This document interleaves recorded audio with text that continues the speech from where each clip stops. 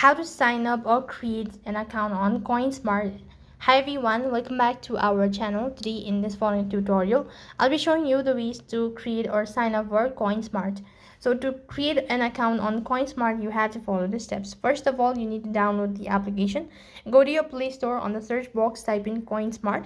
When you locate the following application, click the install button. Unfortunately, the application is not available in my region, so I'm unable to show you the steps. So all you have to do is just press the install button and wait for the application to be installed.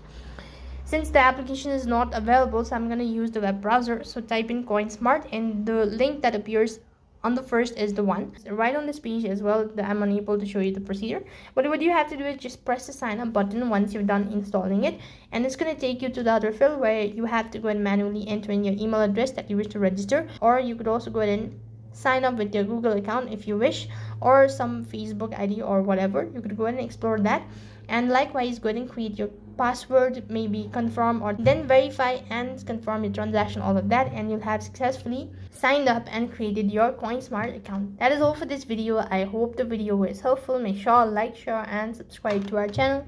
Thank you for watching. See you in the next video.